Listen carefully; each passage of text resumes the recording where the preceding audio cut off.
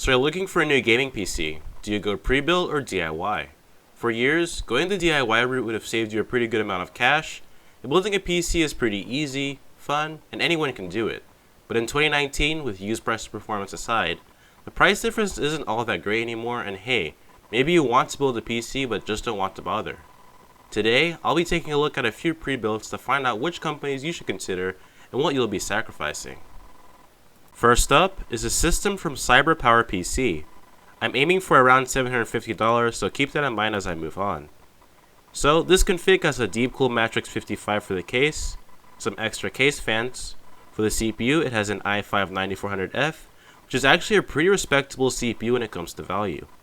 It has a stock Intel cooler, which I'll touch on in a sec. It has what claims to be a CyberPower PC B360M motherboard, though I've never heard of such a thing. It has a single stick of ADATA 3000 MHz DDR4 with an 8GB capacity. The graphics card is in 4GB RX 580. The power supply is a Thermaltake Smart Series 600W 80 Plus Gold power supply. For storage, it has a WD Green 240GB SSD and a WD Caviar Blue 1TB SATA hard drive. It includes Wi-Fi via PCIe, controllable RGB lighting with the included RF remote. You also get a keyboard and mouse, which are actually fairly decent from what I've heard, and 3 years for parts and labor. So looking at the first picture with the system, some things seem a bit off. You can see that there is an RGB AIO from Corsair, which might have initially thought when you looked at the pictures, but not only is the cooler not an AIO, but you don't get those two 120mm RGB fans. The memory is also very misleading. I'm like 99% sure that if this system says it has 8 gigs of RAM, that would have to mean that those 4 DIMM sticks are 2 gigs each, which, last I checked, those don't exist for DDR4. The picture does show that these are Gigabyte RGB RAM sticks, judging by the Gigabyte branding, and if I remember correctly, 2 of the sticks in that kit are dummy ones and only for RGB, but it still doesn't match the description.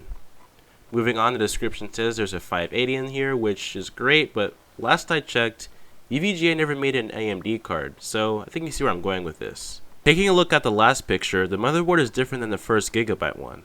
The RAM also looks correct, and the graphics card is an XFX RX 580. The CPU cooler is different again, but it's not an Intel one. The power supply looks a bit questionable. I'm hoping the picture is wrong, because for some strange reason, I'm not getting Thermaltake 600W vibes from the white label on the side, which should be on the top. The problem with these systems is that pictures aren't actually accurate to what you're actually getting, so don't use the pictures as a reference for what to expect, and instead look at the spec sheet. Overall, this is a pretty solid config, though after I go over the other systems, I'll put together a system on PC Part Picker to find out if you're really getting a good system. The i5 and 580 so far are looking pretty good. Number 2 is a system from Computer Upgrade King.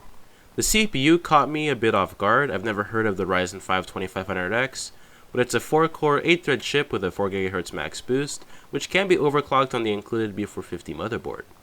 The base system was at roughly $670, but I configured it accordingly to be right around $750. For storage, there's a 128GB NVMe drive with a 1TB hard drive, 16 gigs of dual-channel 3000 MHz DDR4, which is perfect for Ryzen. The graphics card was a 3GB 1060, but then changed to a 580. The power supply is a bronze 500W unit. I put in a keyboard and mouse, and interestingly enough, the OS is unactivated. You have to pay $100 for activation. I mean, if I'm getting a pre-build, I expect Windows to be activated, but while you can get a super cheap activation key online, this still is a bit disappointing. I won't spend much time on the pictures, though I guess they aren't meant to represent everything in the actual system. They do note this, so I'll let it slide. Besides the unfortunate situation with the OS, pretty strong PC. Last but not least is not an Alienware, but a Dell G5 gaming desktop. The case is nothing much to look at, though you do have the option for a window, but anyways, the CPU is an i5-9400, the GPU is a newly released RX 560X 4GB model, 8 gigs of 2666 DDR4, a 1TB hard drive, Wi-Fi, and a Dell optical mouse and keyboard. This system is also pretty decent, though I'm not too sure about the performance of the 560X. Since this is an OEM, most of the parts are proprietary Dell parts. The motherboard is Dell, the graphics card is also probably a Dell OEM model, the power supply is also proprietary, and so is the cooling solution. If you aren't going to go fool around with this system like most normal people, then you're fine, but you'll have more limited functionality like on the board and the graphics card. You won't be able to overclock the CPU in most cases, and GPU cooling usually isn't any better than reference designs, generally speaking. Now, there are many more system builders out there that probably have better options, but now that you have an idea of what to expect, let's see what I can put together for the same price.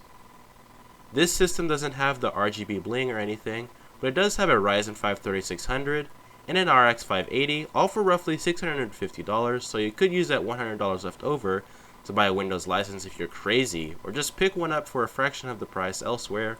I don't know, get a few peripherals or upgrade the graphics card to a 1660 Ti, or whatever else that catches your fancy.